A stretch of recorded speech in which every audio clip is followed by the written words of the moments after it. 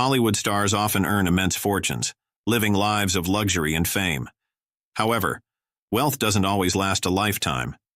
Many of the most successful actors and singers from Hollywood's golden age tragically died broke, despite their peak success and popularity. We often imagine golden age Hollywood stars as icons of wealth and luxury, but not all lived out their lives in fortune. Join us as we delve into the lesser-known side of Hollywood, where fame and fortune weren't always as lasting as the silver screen suggested. Judy Garland.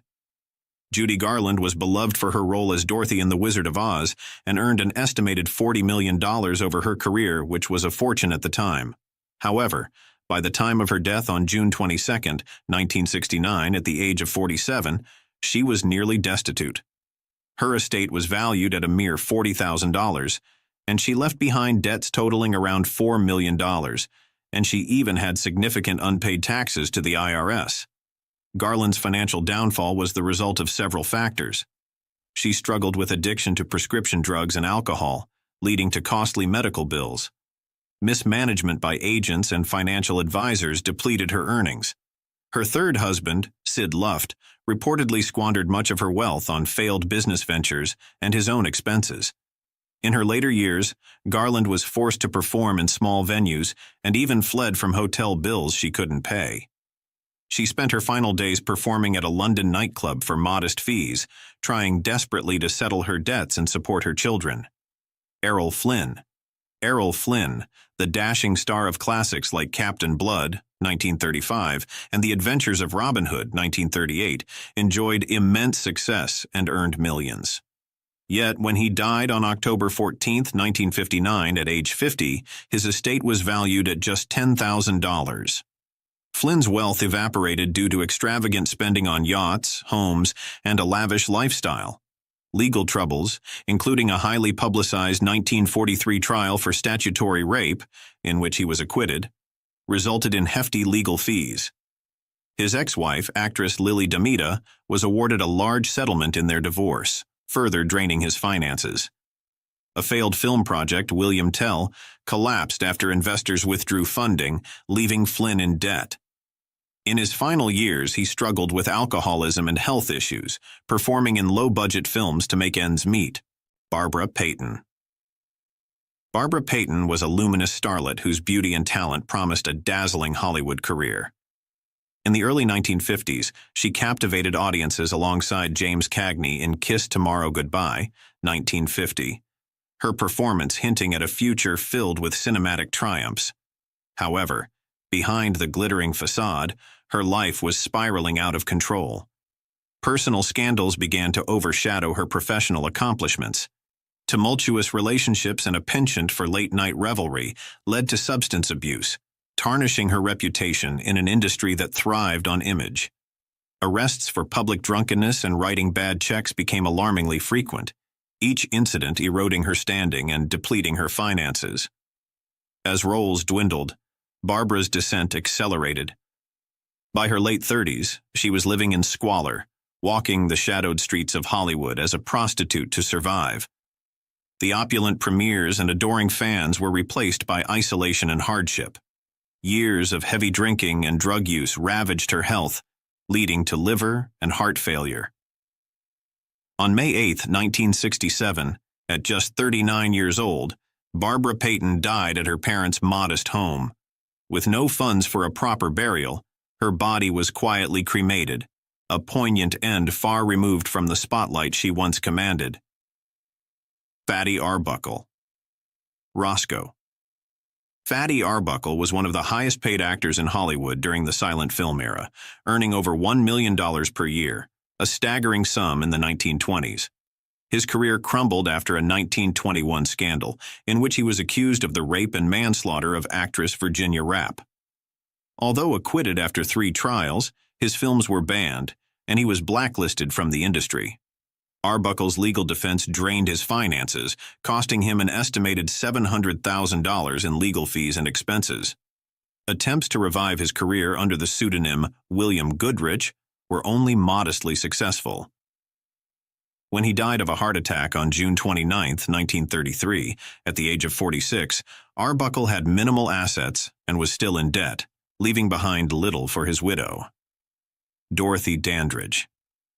Dorothy Dandridge was a radiant talent whose voice and presence lit up the screen, breaking barriers as the first African-American woman nominated for an Academy Award for Best Actress in Carmen Jones, 1954. Her captivating performances challenged the norms of a segregated Hollywood, but behind the glamour lay a life beset with hardship. Despite her groundbreaking success, Dorothy faced relentless racial discrimination that limited her roles and earning potential. Financial mismanagement compounded her struggles.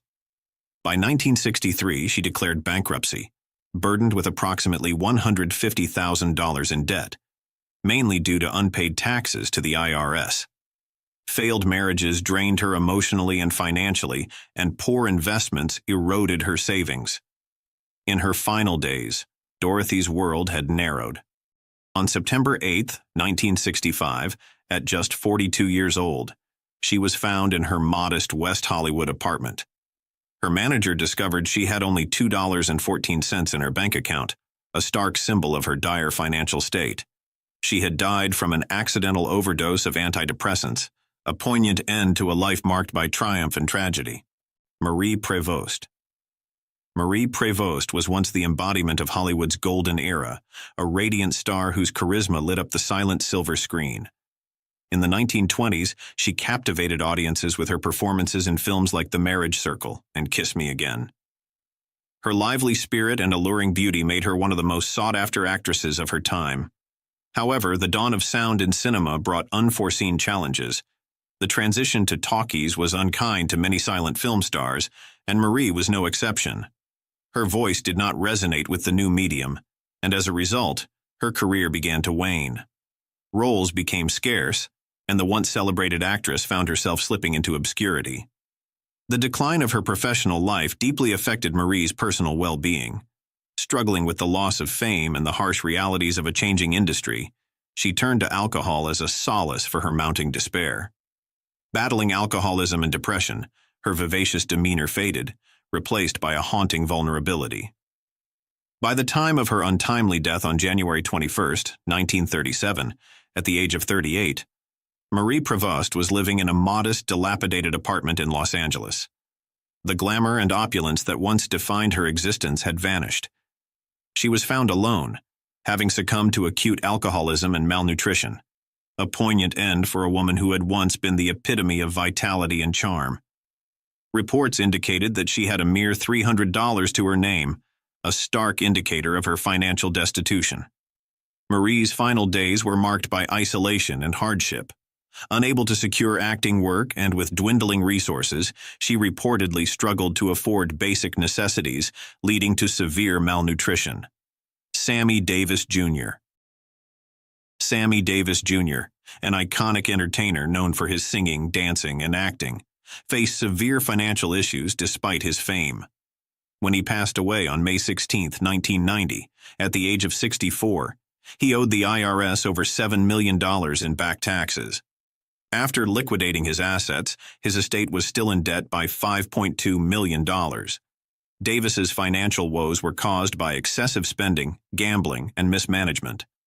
He lived opulently, with multiple homes, luxury cars, and expensive jewelry. His tax problems stemmed from both unpaid taxes and penalties accumulated over years. In a bid to repay his debts, Davis continued to perform almost until his death, despite battling throat cancer. His last days were spent touring and trying to negotiate with the IRS to settle his debts. Veronica Lake. Veronica Lake, famed for her roles in films like Sullivan's Travels, 1941, and her signature peekaboo hairstyle, saw her fortunes decline rapidly. By the time she died on July 7, 1973, at age 50, she had little to her name.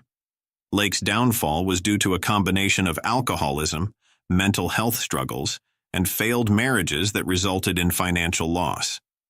She declared bankruptcy in 1951.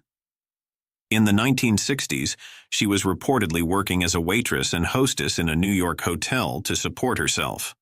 She spent her final days suffering from hepatitis and acute kidney injury, alone in a Vermont hospital, with her only assets being a small bank account and some personal belongings. Buster Keaton. Buster Keaton, affectionately known as the Great Stone Face, was a luminary of silent cinema whose physical comedy and inventive filmmaking left an indelible mark on the industry. With masterpieces like The General, 1926, he dazzled audiences with his deadpan expression and daring stunts, crafting films that combined humor with technical brilliance. The arrival of sound films in the late 1920s signaled a challenging new chapter for Keaton. Transitioning to the talkies diminished his creative control, especially after signing with MGM, where studio constraints stifled his artistic freedom. The Great Depression further eroded his finances, and an expensive divorce settlement in 1932 significantly depleted his wealth. Amid these professional and personal setbacks, Keaton grappled with alcoholism, a struggle that impacted his health and reputation. Despite these hurdles, he demonstrated resilience, making a modest comeback in the 1950s through television appearances and supporting roles in films. Though he never regained the monumental success of his earlier career, his contributions continued to influence new generations of performers and filmmakers. Buster Keaton passed away from lung cancer on February 1, 1966, at the age of 70. He remained active in his craft until the end, living a humble life that contrasted with his monumental legacy. While his estate was not substantial, and he lived modestly, he was not destitute at the time of his death. Keaton's enduring genius and pioneering spirit remained celebrated, his life a testament to the timeless power of silent film. Mabel Normand. Mabel Normand was a beacon of brilliance in the silent film era, a spirited actress and pioneering director whose comedic genius captivated audiences worldwide. With a mischievous twinkle in her eye and a flair for physical comedy, she lit up the screen alongside legends like Charlie Chaplin and Roscoe "Fatty" Arbuckle. Her vivacious performances and trailblazing roles made her one of the most beloved comedic actresses of her time, earning her a place among Hollywood's early elite. Yet beneath the laughter and applause, Mabel's life was fraught with turmoil. In 1922, she became entwined in one of Hollywood's most notorious scandals, the unsolved murder of director William Desmond Taylor. Although never a suspect, her close friendship with Taylor cast a long, dark shadow over her career. The relentless media scrutiny and public suspicion took a devastating toll, causing film offers to dwindle and her once glittering reputation to tarnish. As if scandal weren't enough, Mabel battled serious health issues. Tuberculosis, a relentless and debilitating disease at the time, began to sap her strength and vitality. The illness hindered her ability to work, and the treatments drained her finances. Her luminous energy faded as she withdrew from the spotlight she once commanded with such effortless charm. By the time of her death on February 23, 1930, at the tender age of 37, Mabel's wealth had significantly diminished. She spent her final days in a sanitarium in Monrovia, California, far removed from the bustling studios and adoring fans. While she wasn't impoverished, the financial comfort of her peak years had slipped away, much like the silent era itself. Mabel Normand's story is a poignant tapestry of joy and sorrow, a testament to a brilliant talent whose life was as dramatic off-screen as it was in the flickering frames of her films. Her legacy endures as a reminder of the fleeting nature of fame and the personal battles that even the brightest stars may face. Terry Thomas. Terry Thomas, the English comic actor known for films like Those Magnificent Men in Their Flying Machines, 1965, faced dire financial straits later in life. Diagnosed with Parkinson's disease in 1971, his medical expenses soared to £75,000 a year, equivalent to over $100,000 at the time. To cover these costs, Terry Thomas sold his home and much of his personal property. His condition prevented him from working, and he exhausted his savings on treatment. Friends and fellow actors organized a benefit concert in 1989, raising £75,000 to help with his care. He spent his final days in a modest actor's retirement home, where he died on January 8, 1990, at the age of 78, having spent nearly all his wealth on battling his illness. Bela Lugosi. Bela Lugosi, forever immortalized as Count Dracula in the 1931 film, struggled financially for much of his life. Typecast as a horror villain, he found it difficult to secure varied roles. His addiction to morphine and methadone, initially taken for chronic sciatica, impacted his career and finances. By 1955, Lugosi filed for bankruptcy, listing debts of $3,500 and assets of only $1,000. He worked in low-budget films to support himself, often earning minimal pay. Lugosi died of a heart attack on August 16, 1956, at the age of 73, leaving behind just $1,900 in cash and a few personal effects. His funeral expenses were paid by Frank Sinatra, reflecting the meager state of his finances at the end. Bud Abbott. Bud Abbott, one half of the legendary comedy duo Abbott and Costello, faced severe financial difficulties due to tax issues. During World War II, the duo raised an estimated $85 million in war bonds through their performances. However, the IRS disallowed $500,000 in tax exemptions they claimed as bond-raising expenses. After Lou Costello's death in 1959, Abbott attempted to continue performing but faced declining health due to epilepsy and struggled to find work. The IRS seized his home to settle unpaid taxes, forcing him to live in a small apartment. In desperation, Abbott made televised appeals for financial assistance from fans. He died virtually penniless on April 24, 1974, at the age of 78, with his remaining assets insufficient to cover his debts. John Garfield. John Garfield was a dynamic force in Hollywood during the late 1930s and 1940s, bringing a new level of realism and intensity to the screen. With memorable performances in films like The Postman Always Rings Twice, 1946, and Body and Soul, 1947, he captivated audiences with his brooding charm and authentic portrayals of complex characters. As one of the pioneers of method acting in American cinema, Garfield's influence extended far beyond his years. However, the ascent of his career was abruptly halted by the political turmoil of the era. In the early 1950s, during the height of the Red Scare, Garfield became entangled in the investigations of the House Un-American Activities Committee, HUAC. Despite his denials of any communist affiliations and his refusal to name colleagues, the mere suspicion led to his blacklisting in Hollywood. Studios, wary of association, distanced themselves, and offers dwindled to nothing. The blacklist not only stripped Garfield of his livelihood, but also inflicted deep personal wounds. The stress and frustration of being unjustly ostracized took a severe toll on his health. Financial pressures mounted as he was unable to secure acting work, and the weight of legal fees and lost income strained his resources. Friends noted a palpable change in his demeanor. Once vibrant and passionate, he grew increasingly despondent. On May 21, 1952, at just 39 years old, John Garfield died of a heart attack in a New York City apartment. While he was not destitute at the time of his death, the combination of professional exile and personal turmoil had eroded much of the wealth and stability he had built during his career. His untimely passing was a stark reminder of the human cost of fear-driven politics. These actors' stories serve as poignant reminders that fame and fortune can be fleeting. Despite their immense talents and contributions to the entertainment industry, they faced significant hardships in their final days. Mismanagement, legal troubles, health issues, and personal demons eroded their wealth, leaving them with little at the end of their lives.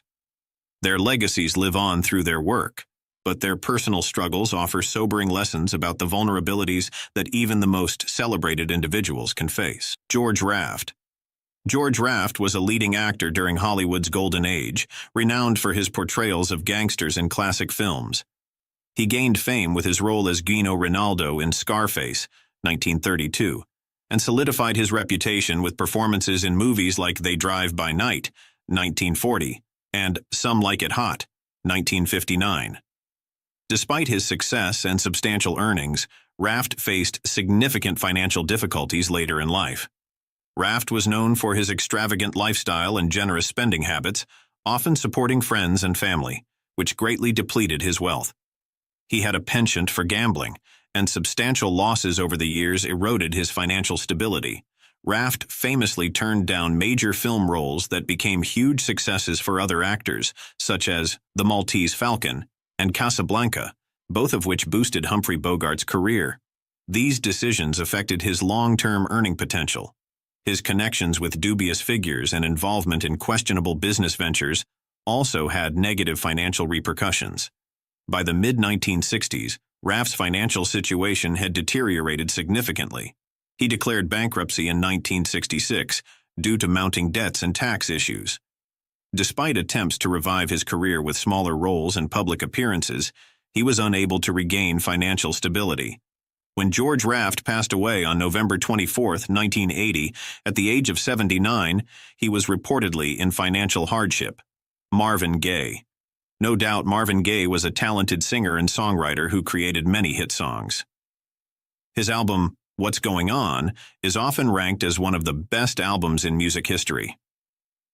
Despite his musical success and many fans, Marvin wasn't good at handling his money. Most of his earnings went to his two ex-wives after his marriages failed. He also had serious tax problems, which forced him to move to Europe for a time. To pay the $600,000, he owed his ex-wife to alimony. He had to give up the rights to his album, Here, My Dear. Problems seemed to follow him everywhere, and to cope, he turned to drugs and alcohol. These habits made his money troubles even worse. On April 1, 1984, Marvin got involved in a fight between his parents. The argument became violent, and his father, Marvin Gaye Sr., shot him twice in the chest. The first bullet hit his heart and was fatal. Marvin died just minutes later, one day before his 45th birthday. He passed away penniless and deeply in debt. Elvis Presley. Elvis Presley shot to fame in the mid-1950s with a long string of smash hits that are still adored by fans to this day. Presley also launched his movie career around this time, landing lead parts in movies such as Jailhouse Rock and Blue Hawaii. It's estimated that the king of rock and roll earned somewhere between $100 million and $1 billion over the course of his epic career.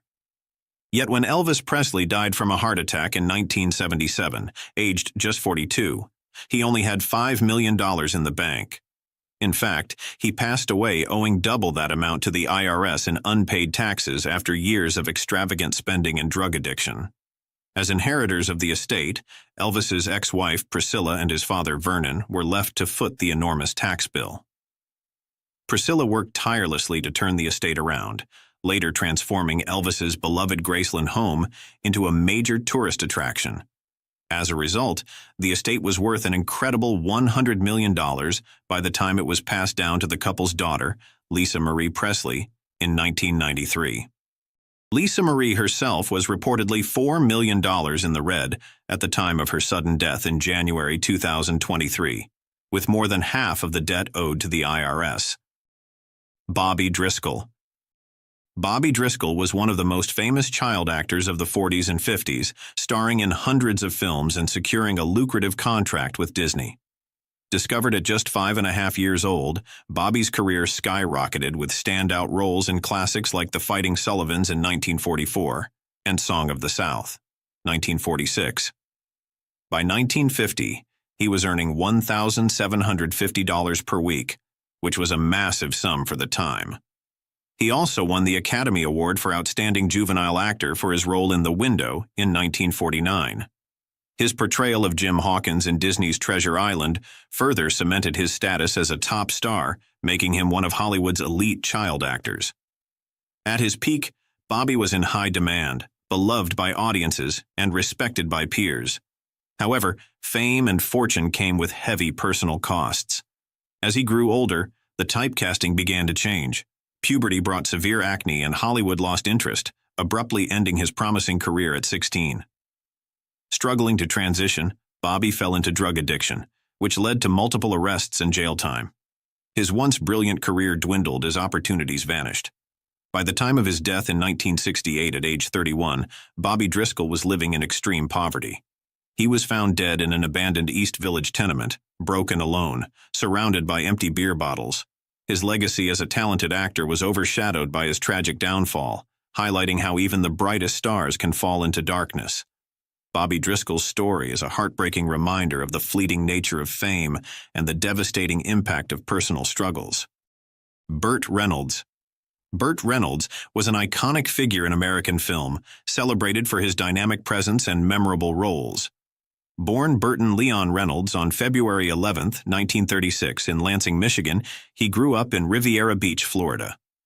With a father serving as a police chief, Burt developed a strong work ethic and excelled in athletics.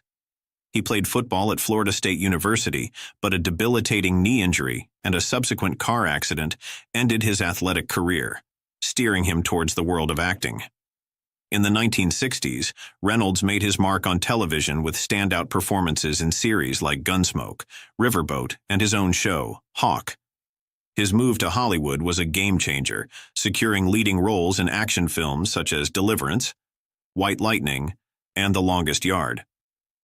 By the late 1970s, Burt was a household name, starring in the wildly successful Smokey and the Bandit series and other box office hits like Semi-Tough and The Cannonball Run.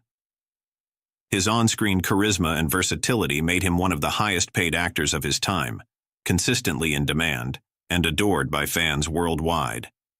Despite his professional success, Reynolds' personal finances were mismanaged. Following his divorce from his second wife, Lonnie Anderson, in 1993, Burt began to encounter significant financial troubles. By 1996, he declared bankruptcy, burdened with $10 million in debts against $6.65 million in assets. The financial strain forced him to sell his beloved South Florida ranch, a prized possession from his prosperous years. In a candid 2015 interview with Vanity Fair, Reynolds confessed to reckless spending, poor financial decisions, and trusting the wrong people, which led to his downfall. Even though he managed to stabilize his finances somewhat later, Burt Reynolds passed away on September 6, 2018, at the age of 82, having experienced a dramatic fall from Hollywood royalty to financial hardship. Anita Ekberg. Anita Ekberg was one of the most glamorous and sought-after actresses of the 50s and 60s. Born in Sweden and raised in Italy, she skyrocketed to fame with her unforgettable role in Fellini's La Dolce Vita.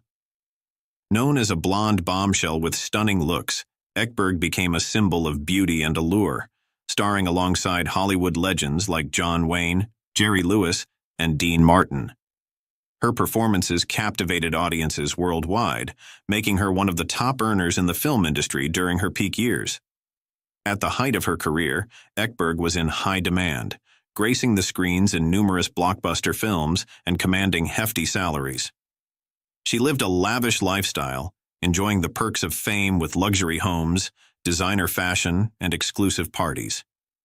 Her star power made her a favorite among directors and producers, ensuring a steady stream of roles and financial success. However, Ekberg's fortunes took a dramatic turn in her later years. Despite her earlier success, she faced severe financial mismanagement and personal tragedies. She lost her wealth to unscrupulous individuals, endured a devastating house fire, and struggled with mounting medical expenses. These hardships stripped her of the glamorous life she once led. By the time of her death in 2011, at age 83, Anita Ekberg was living in poverty in Italy. She was applying to the charitable Fellini Foundation for financial assistance, highlighting the stark contrast between her illustrious career and her final years. Ekberg died broken alone, which is a tragic end for a star who once shone brightly in Hollywood's golden age. Sammy Davis Jr. Sammy Davis Jr. was a legendary singer, actor, and comedian, earning the title Mr. Show Business as the most famous African-American entertainer of the 20th century. At the peak of his career, Sammy dazzled audiences worldwide, starring in iconic films like the 1960 Rat Pack movie Ocean's 11 alongside Frank Sinatra and Dean Martin. His 1972 smash hit song The Candyman not only topped the charts, but also earned him a Grammy nomination, solidifying his status as a top-tier performer. During his heyday, Davis was in extremely high demand, commanding hefty salaries for his roles in film, television, and live performances. At his peak, he earned millions annually, thanks to his extensive body of work and immense popularity. However, Sammy Davis Jr.'s financial success was short-lived. Years of extravagant overspending on luxury items, lavish parties, and a high-profile lifestyle drained his wealth. His love for the finer things in life led him to make poor financial decisions, including excessive gambling and costly investments. Additionally, Sammy faced significant tax issues, accumulating around $7 million in unpaid taxes to the IRS. By the time of his death in 1990 from cancer, Sammy Davis Jr. was flat broke. Despite his monumental success and millions earned at his peak, he died in financial hardship.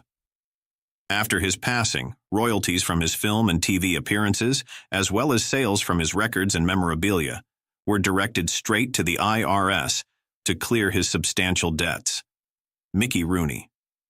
Mickey Rooney's illustrious career in show business spanned 9 decades, making him one of Hollywood's most enduring and beloved actors.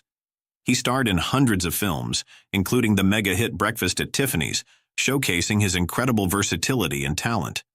Renowned actors like Laurence Olivier once called him the best there has ever been, highlighting his exceptional skills and star power.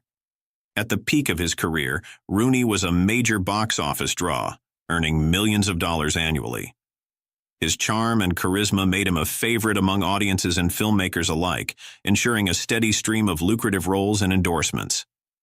Despite his immense success and substantial earnings, Rooney's personal life was tumultuous. He battled alcoholism and addiction to prescription narcotics, which took a severe toll on his finances and personal relationships. Married 8 times, many of his marriages were loveless, further complicating his personal stability.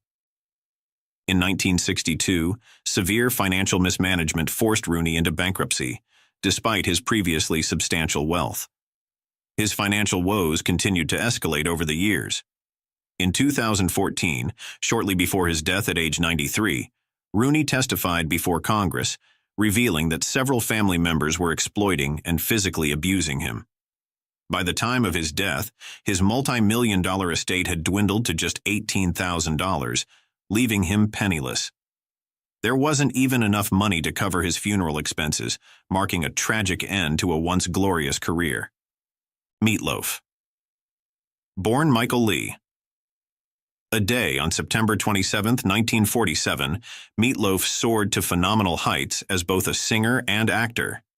His 1977 album Bat Out of Hell became one of the top 5 best-selling albums of all time, selling 43 million copies and earning platinum status 14 times from the Recording Industry Association of America. This masterpiece cemented his status as a rock icon, while his acting career flourished with appearances in over 100 films, including Fight Club and Wayne's World. At his peak, Meatloaf was a major earning powerhouse, commanding millions of album sales, tours, and movie roles. However, behind the scenes, Meatloaf's financial empire began to crumble. In 1983, he declared bankruptcy due to poor financial management, addiction issues, and costly legal battles. His tumultuous relationship with songwriter Jim Steinman led to multiple lawsuits, including a staggering $500 million demand. Ultimately, Meatloaf faced 45 lawsuits totaling $80 million, forcing him to tour intensively to cover his mounting debts. He lost his home and publishing rights, with unpaid royalties from Sony estimated at $5 million. Despite these hardships, Meatloaf's resilience shone through. In 1993, he released Bat Out of Hell 2, featuring his biggest hit, I'd Do Anything for Love, But I Won't Do That, which revitalized his career and helped him recover financially. By the time of his death in 2022, Meatloaf had amassed a net worth of $40 million, showcasing his incredible ability to bounce back from near financial ruin. Billie Holiday.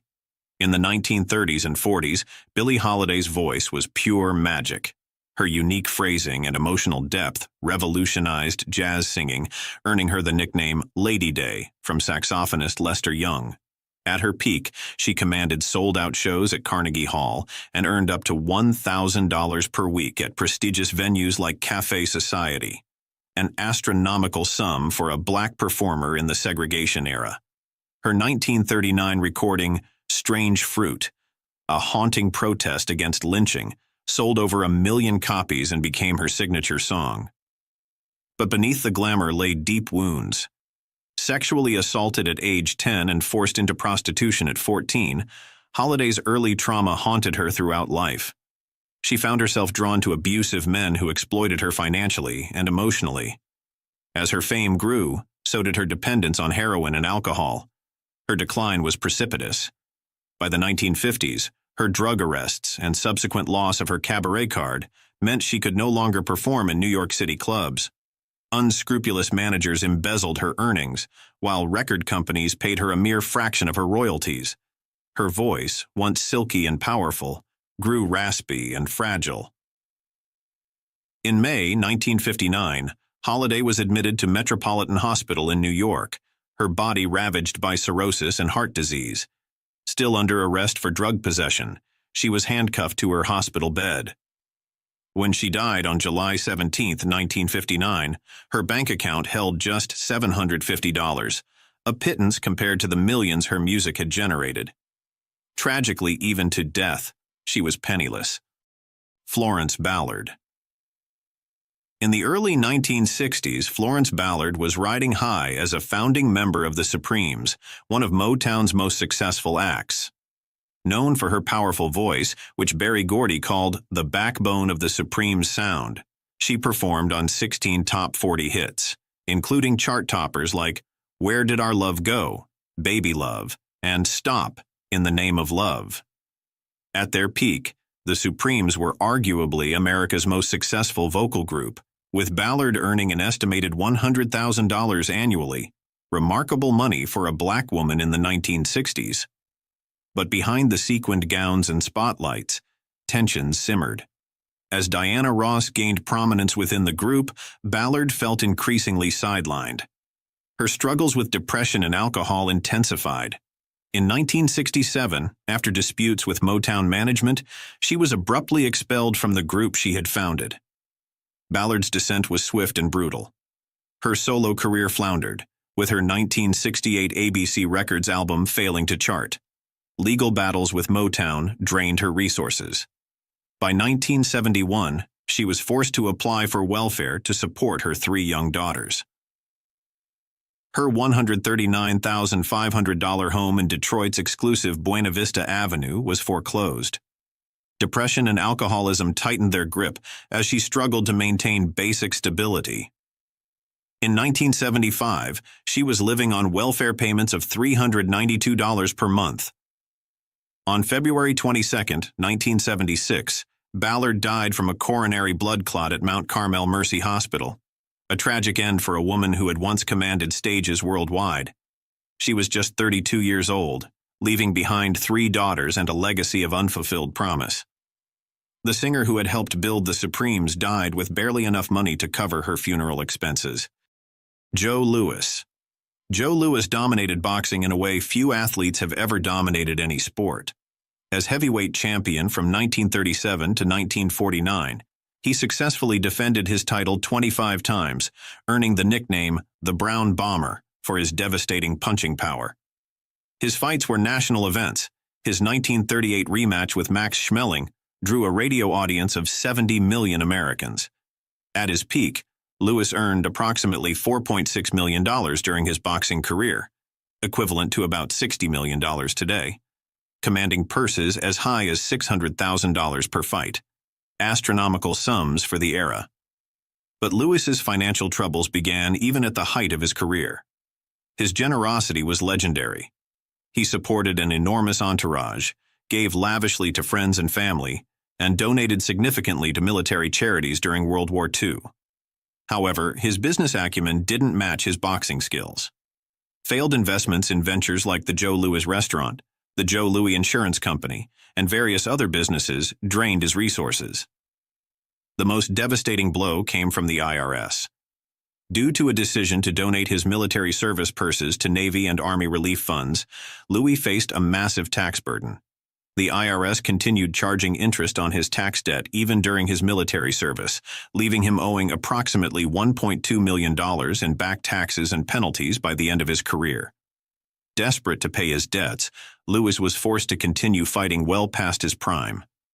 After a humiliating defeat to Rocky Marciano in 1951, he turned to professional wrestling and worked as a casino greeter in Las Vegas.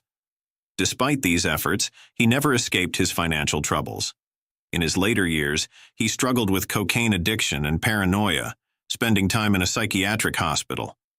When Joe Louis died in 1981 at age 66, he was virtually penniless, living on a $300 monthly pension from the state of Nevada. The man who had earned millions and served as a national hero during World War II couldn't even afford his own funeral expenses. President Reagan intervened to have him buried in Arlington National Cemetery with full military honors, a final gesture of respect for a champion who, despite his financial misfortunes, remained one of boxing's greatest legends. Barbara Lamar. Known as the Too Beautiful Girl of the silent film era, Barbara Lamar was a captivating presence in Hollywood during the 1920s. Rising to fame in films like The Three Musketeers and The Prisoner of Zenda, Lamar's beauty and talent quickly made her a sought-after actress. However, her life was marked by excess, and her lifestyle eventually took a toll on both her health and finances. Lamar was notorious for living a fast-paced life, often saying she only slept 2 hours a night. This constant lifestyle, filled with parties, heavy drinking, and substance abuse, left her physically and financially drained. Her lavish spending habits, combined with her reliance on drugs to sustain her energy, led to severe health complications. By her late 20s, she was already struggling with addiction and physical decline. Despite her popularity, Lamar's finances were poorly managed, leaving her with little savings. She reportedly spent her earnings as quickly as she made them, with little thought for the future. At the time of her death in 1926, Lamar was only 29 years old and nearly penniless. Her death was attributed to tuberculosis and nephritis, conditions exacerbated by her lifestyle choices. In her final days, she was reportedly supported by friends and colleagues who helped with her medical expenses. Peg Entwistle. Peg Entwistle, a British-born actress known for her brief career in Hollywood, is often remembered for her tragic life and untimely death. Entwistle began her acting career on Broadway, earning acclaim for her stage performances, but struggled to transition to the big screen. She moved to Los Angeles in hopes of finding success in film, but only managed to secure a small role in 13 Women. The film's release was delayed, and her role was largely edited out, making her Hollywood debut disappointing. Her career setbacks were compounded by personal and financial struggles. As she faced the pressures of Hollywood, Entwistle's financial situation worsened, and she was reportedly struggling to support herself. She found it difficult to secure work, and without steady income, her hopes of making it in Hollywood dwindled. Depression set in, fueled by her financial instability and professional disappointments. On September 16, 1932, at the age of 24, Peg Entwistle left this world in a tragic incident. At the time of her death, Entwistle was reportedly penniless, without significant savings or assets. Marie Dressler. Marie Dressler, an Oscar-winning actress and one of the biggest stars of early Hollywood, experienced a remarkable rise to fame, only to face financial challenges later in life. Known for her comedic talent and memorable performances in films like Min and Bill and Dinner at 8, Dressler's popularity skyrocketed during the Great Depression, making her one of MGM's highest-paid stars. However, her financial success was short-lived due to a series of unfortunate circumstances.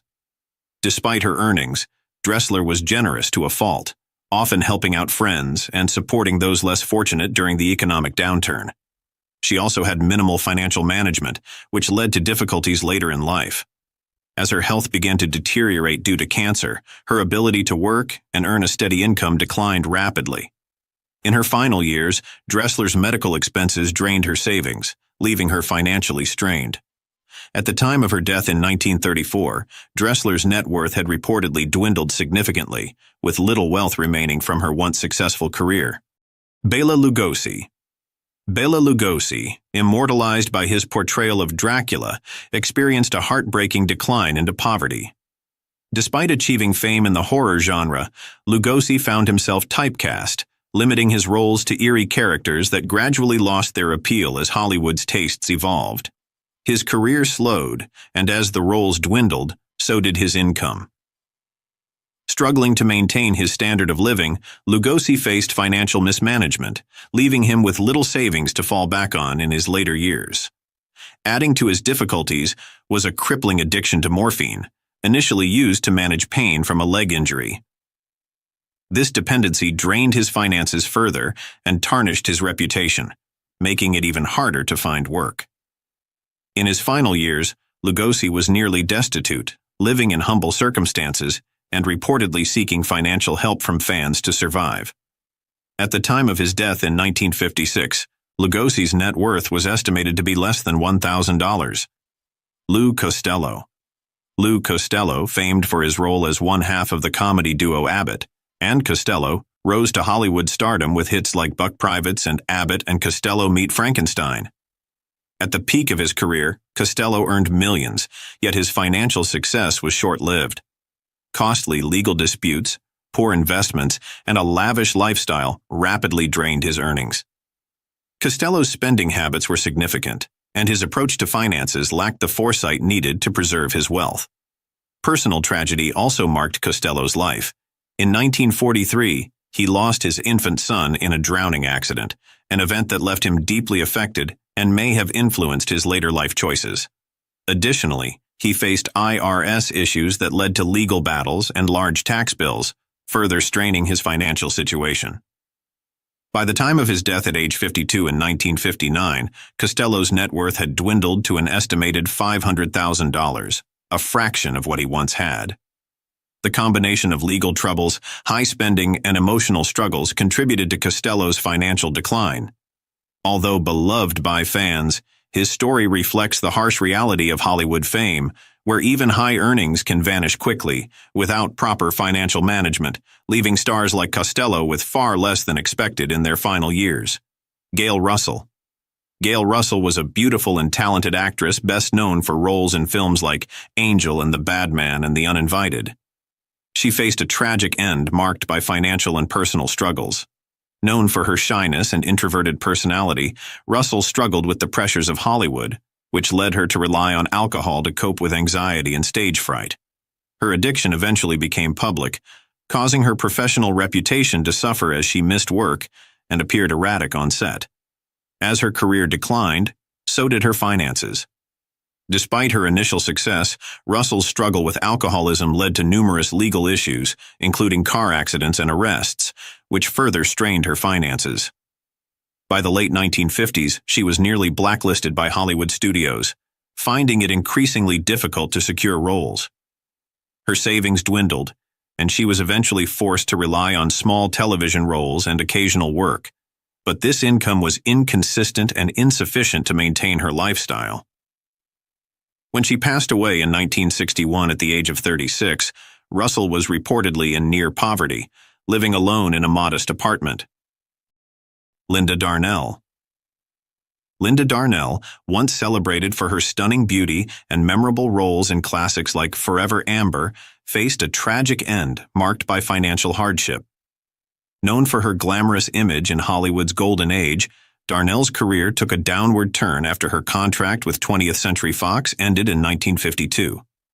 The decline of her career was swift as Hollywood's preferences shifted, leaving Darnell struggling to find substantial film roles.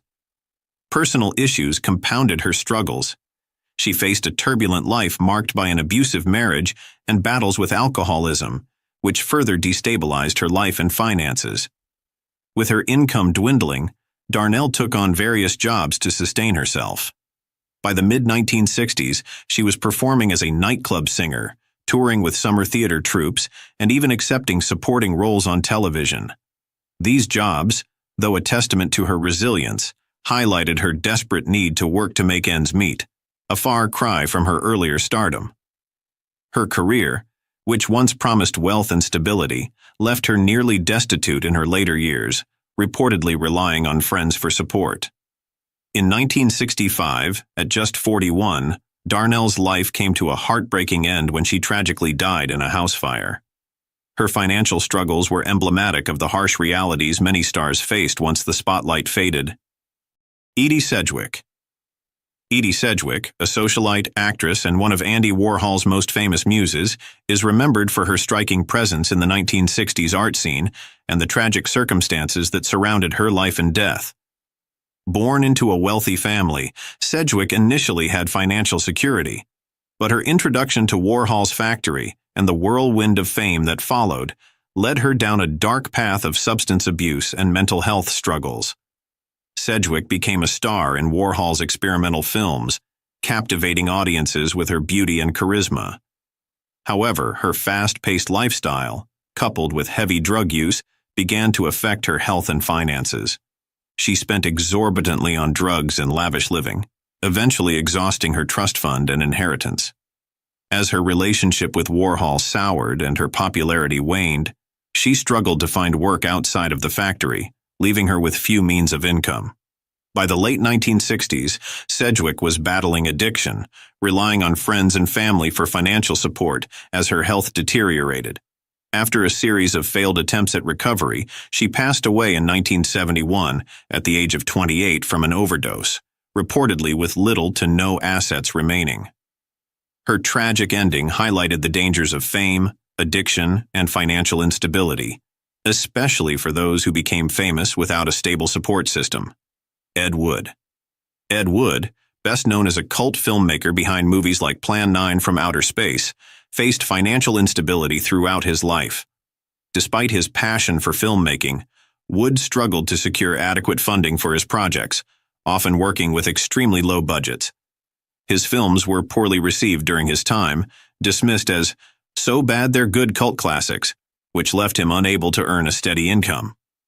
Financial mismanagement and a lack of mainstream success kept Wood in a constant state of poverty, forcing him to take on odd jobs, including writing pulp novels and adult films. In his later years, Wood's alcoholism worsened, affecting his ability to work consistently. He and his wife were evicted from their apartment, and by the time of his death in 1978, Wood was living in near poverty, struggling to make ends meet. At the age of 54, he died of a heart attack, reportedly with only a few dollars to his name. Ed Wood's life exemplifies how a lack of critical and financial recognition during one's career can lead to dire financial circumstances, even for a filmmaker with lasting cultural impact. Sean Flynn. Sean Flynn, son of Hollywood legend Errol Flynn, initially pursued a career as an actor, but soon shifted his focus to photojournalism. Known for his daring spirit, Flynn covered dangerous assignments during the Vietnam War, capturing conflict zones and risking his life for powerful images. However, his career in journalism provided limited financial stability, and he struggled to maintain a secure income. His dedication to covering the war led him into high-risk situations with minimal financial reward. In 1970, while on assignment in Cambodia, Flynn disappeared and was presumed to have been captured or killed, though his body was never recovered. At the time of his disappearance, Flynn was reported to have minimal wealth, as his career had been more about passion than profit. His story is a haunting example of how the pursuit of a cause or career outside of traditional Hollywood can leave even the children of famous stars with little financial security. Darla Hood. Darla Hood, the beloved child star of Our Gang, also known as the Little Rascals, charmed audiences in the 1930s. Although she enjoyed fame at a young age, her success did not carry over into adulthood, and she struggled to find substantial roles as she grew older. While she managed some work in entertainment, including small singing gigs and voice acting, her career never returned to the heights of her childhood fame. This limited her income, and she faced financial pressures, relying on minor work to support herself and her family. Hood's later life was marked by health issues, and she ultimately passed away unexpectedly at age 47 due to complications from an appendectomy. At the time of her death, her financial situation was modest, as her fame as a child star had not provided lasting financial security. Her story highlights how early success in Hollywood could fade, leaving former stars with limited means and few resources in adulthood. Jean Seberg. Jean Seberg, a celebrated actress famous for her role in Breathless and involvement in political activism, faced significant personal and financial struggles in her later years. Her outspoken activism and support for civil rights led to FBI surveillance and a smear campaign, damaging her reputation and limiting her career opportunities in Hollywood. Seberg's mental health declined due to this harassment, and she struggled with depression, which, combined with professional setbacks, left her financially strained. Living mostly in Paris, Seberg faced a dwindling career and mounting costs from legal fees and health care. By the time of her death in 1979 at age 40, she was reportedly in debt and isolated. Her passing was ruled a probable suicide, though some theories point to the pressures from her surveillance and declining mental health. Seberg's tragic end highlights the financial and emotional toll that blacklisting and political persecution could exact on a once prominent actress. David Janssen. David Janssen, star of The Fugitive, enjoyed significant success during his career, but his life was marred by financial pressures. Known for his demanding work schedule and multiple marriages, Janssen faced considerable expenses, including alimony and high living costs. Though he earned a substantial income during his peak, much of it was consumed by his lifestyle and financial obligations. Janssen's health began to deteriorate in his 40s due to heavy drinking and an intense workload, which affected his earnings and forced him to cut back on roles. When he passed away suddenly from a heart attack in 1980 at age 48, his financial situation was reported to be modest. Although he was a popular TV actor, his lifestyle and high expenses had left him with significantly less wealth than one might expect for a star of his stature. His story underscores the financial challenges that even well-known actors could face when personal and professional demands became overwhelming. Peter Lawford. Peter Lawford was once known for his charm, talent, and roles in films like Ocean's 11. Yet despite his Hollywood connections and success, Lawford's life ended in financial struggle, far from the wealth and glamour he enjoyed at his peak. His lifestyle, marked by heavy drinking, multiple marriages, and lavish spending, quickly drained his resources. As his career began to wane in the 1970s, Lawford struggled to sustain his previous income and faced mounting financial difficulties. At the time of his death in 1984, Lawford's net worth was modest compared to his earlier years. Estimates of his remaining wealth vary, with sources suggesting it ranged between $100,000 and $150,000, though some believe it could have been closer to $1 million. Regardless, this was a far cry from the wealth he had once enjoyed. His financial decline was exacerbated by costly divorces and a series of unsuccessful business ventures. Additionally, his battle with substance abuse affected his reputation and earnings, limiting his ability to revive his career as he aged. Gloria Grahame. Gloria Grahame, an Academy Award-winning actress known for her roles in The Big Heat and The Bad and the Beautiful, faced financial hardship toward the end of her life. Known for her sultry screen presence, Graham's career was cut short by Hollywood scandals and personal issues, including multiple tumultuous marriages. As her roles in major films dwindled, Grahame took on lower-paying theater work and small television parts to support herself. In her final years, Grahame was diagnosed with breast cancer, but she refused conventional treatment due to financial limitations and fear of surgery. Her declining health made it harder for her to work, leaving her in dire financial straits. She returned to England to perform in small theater productions, trying to make a living despite her illness. When she passed away in 1981 at age 57, Graham's financial situation was modest, with little left from her Hollywood success. Her story is a reminder of how fame can be fleeting, and without consistent income, even celebrated stars can end up facing financial instability in their final years. Jackie Coogan. Jackie Coogan, one of Hollywood's first child stars, rose to fame in the silent film era with The Kid, acting alongside Charlie Chaplin. He earned millions during his youth, but his financial future was compromised when his mother and stepfather spent most of his earnings on lavish living. By the time Coogan reached adulthood, nearly all his money had been squandered, and he had to take legal action against his mother to regain a portion of his lost wealth. This legal battle led to the Coogan Act, which set protections for child actors' earnings. Despite winning the lawsuit, Coogan's financial situation remained strained, and he had to rebuild his career from scratch. Although he later found success on television as Uncle Fester in The Addams Family, the income he earned was modest compared to his earlier fame. Coogan struggled with finances throughout his life and continued working into his later years to make ends meet. His financial challenges and the loss of his childhood fortune highlight the financial exploitation many child stars faced, leaving them with little security in adulthood. Lana Turner. Lana Turner, an iconic Hollywood star known for films like The Postman Always Rings Twice and Peyton Place, experienced both fame and financial turmoil throughout her life. Turner earned substantial wealth during her career, but her lavish lifestyle, legal troubles, and numerous marriages drained her finances. She was married 8 times, and several of her divorces resulted in costly settlements and alimony payments. Turner was also known for her high spending on luxurious homes, clothes, and jewelry, which left her with significant debts as her career began to decline. In her later years, Turner's health deteriorated, and her once steady income from films and television dwindled. She eventually downsized her lifestyle and attempted to manage her debts, relying on residuals and smaller film roles to support herself.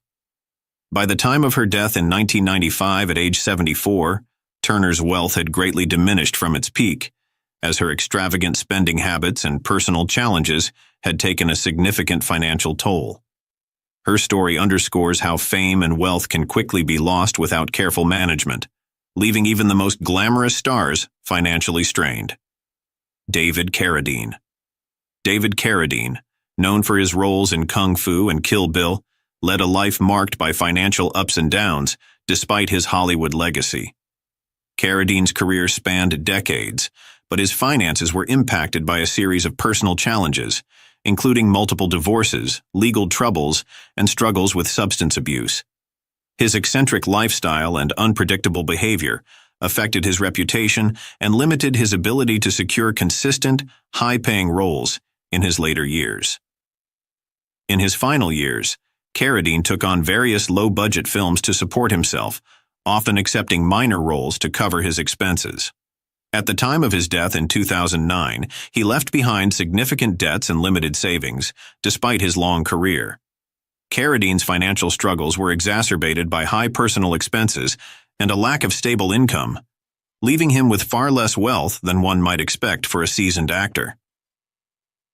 His story illustrates how financial instability can persist even for actors with lengthy careers, especially when personal and legal issues drain their resources. Farrah Fawcett. Farrah Fawcett, a beloved actress and model best known for Charlie's Angels, faced significant financial challenges toward the end of her life, largely due to extensive medical expenses. Fawcett was a major star in the 1970s, commanding high salaries and enjoying considerable wealth. However, her later years were marked by her battle with cancer, a fight that involved costly treatments and international travel to seek alternative therapies. Despite her fame, the substantial expenses tied to her illness gradually diminished her financial resources. As her health declined, Fawcett was unable to work, which further strained her finances. She passed away in 2009, reportedly with reduced wealth compared to her earlier years, as her health struggles and related costs had taken a toll on her savings. Her financial challenges highlighted the reality that medical expenses could significantly impact even those who once held considerable wealth, leaving them with limited resources at the end of their lives.